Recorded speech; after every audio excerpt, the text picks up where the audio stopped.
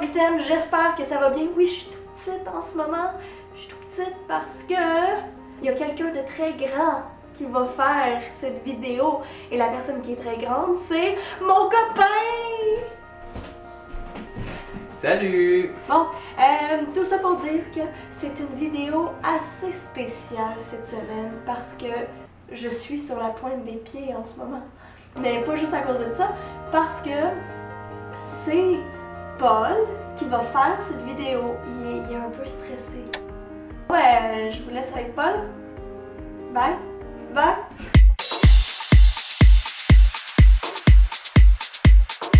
Salut, je m'appelle Paul.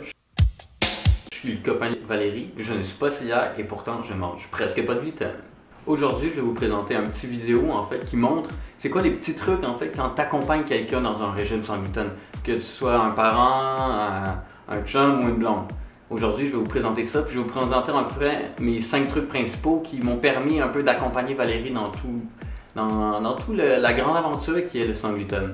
Donc j'espère que ça va vous aider, puis bonne écoute. Le premier truc que je pourrais te donner, tu sais, la base de tout, c'est informe-toi. Comprends c'est quoi être cœliaque, c'est quoi la maladie cœliaque, puis comprends c'est quoi le gluten. Parce que même si tu as les meilleures intentions du monde, si tu penses que le gluten c'est juste dans les pâtes, puis dans le pain, puis dans la farine de blé, là, tu risques de faire des conneries. Donc quand tu vis avec quelqu'un qui est atteint de la maladie cœliaque, informe-toi et connais absolument tout sur le sujet. Moi au début, là, quand Valérie, on a su qu'elle était atteinte de la maladie cœliaque, j'en ai lu des articles, j'ai lu plein de trucs partout. Puis ça te permet vraiment ça permet de t'aider dans tes recherches, puis dans tout le quotidien qui va t'accompagner là-dedans. Mais c'est aussi, ça te permet d'aider et pas de faire de niaiseries sans le savoir, même si tu avais des bonnes intentions. Informe-toi, connais absolument tout.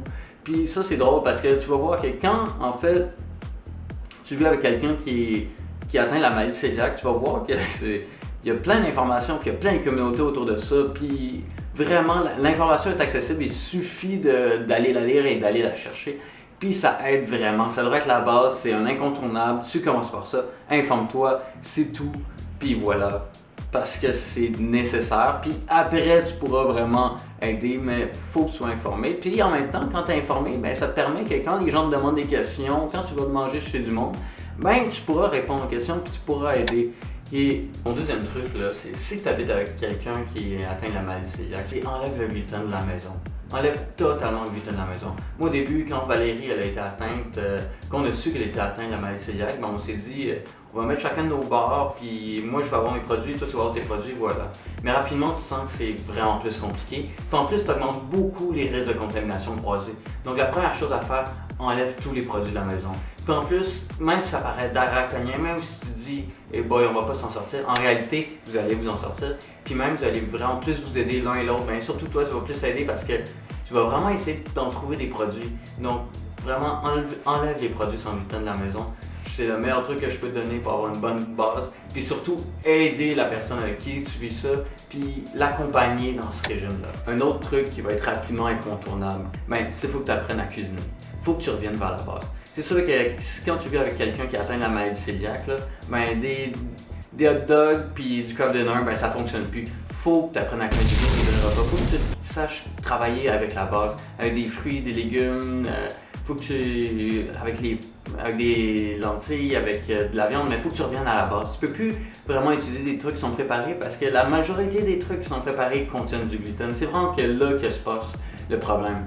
Donc, en fait, un régime sans gluten, c'est très possible quand tu réapprends à cuisiner à partir de la base. Et un autre petit truc comme ça, là, va dans la cuisine asiatique. La cuisine asiatique a énormément d'aliments qui contiennent seulement à base de riz et sans gluten. Donc ça, c'est un autre bon truc. Alors, apprends à cuisiner, puis ouvre l'œil du côté de la cuisine asiatique. C'est vraiment un des meilleurs trucs si tu veux cuisiner des bons repas à la personne avec qui tu es et qui atteint la maladie cœliaque. Puis c'est surtout un passage obligé. Parce que sinon, tu vas pas t'en sortir. Tu peux pas continuer à travailler avec juste des trucs qui sont préparés. Il y a du gluten vraiment trop partout. Puis en même temps, en apprenant à cuisiner, en revenant vers la base, ben tu manges mieux. C'est mieux pour toi aussi. Troisième truc là, pour en fait, développer puis aider dans un régime sans gluten, c'est d'ouvrir l'œil. Dès que tu es à l'épicerie, dès que tu es dans un dépanneur, dès que tu es au couche-tard, regarde qu'est-ce qu'il n'y a pas de gluten. En fait, il y a plein de produits qu'on découvre tous les jours qui n'ont pas de gluten. Puis il y a plein de nouveaux produits aussi qui se créent. Donc quand tu regardes vraiment, quand c'est vraiment la recherche, ben, tu peux découvrir toujours plein de petites nouvelles choses, des nouvelles sauces, puis c'est vraiment cool ça. Puis ça permet aussi d'essayer. En fait, c'est comme une recherche continuelle de nouveaux produits, puis c'est vraiment cool à faire. Puis c'est vraiment, ça aide à découvrir plein de choses, puis à élargir les horizons.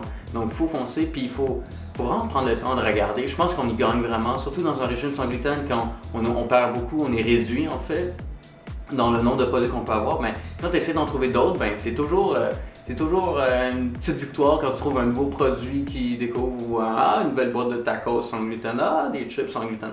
Ben, ça aide vraiment. Faut foncer, regarde partout, puis vraiment partout. On peut découvrir une nouvelle sorte de bar tendre protéiné sans gluten qui va être super utile dans un couche-tard sur le bord de l'autoroute. Il faut vraiment être à la recherche, il faut être curieux, puis il faut foncer là-dessus. Ça, c'est un bon petit truc qui permet d'aider puis au quotidien, puis vraiment rendre les choses plus faciles au quotidien. Ça, c'est vraiment un bon petit truc, garder toujours l'œil ouvert. Moi, un autre truc que j'ai développé, c'est d'en parler à tout le monde. En fait, moi, l'entièreté des gens de mon entourage savent que ma blonde est allergique au gluten. Qu'est-ce que ça fait, ça, quand on en parle à tout le monde? Ben, ça fait en sorte que pas mal de temps à autre, il y a plein de monde qui font comme « Hey, j'ai trouvé un nouveau produit, hey, j'ai ça, je t'ai ramené ça. » Puis ça, c'est vraiment cool, puis c'est assez génial. C'est comme avoir des yeux dans d'autres endroits que t'es pas. Puis c'est vraiment, j'ai découvert plusieurs produits et plusieurs recettes avec juste des amis qui m'envoyaient sur Facebook ou en texto, ils disaient comme « Hey, j'ai trouvé ça, t'essaieras ça, c'est super bon, puis en plus c'est sans gluten. » Ça, c'est vraiment génial.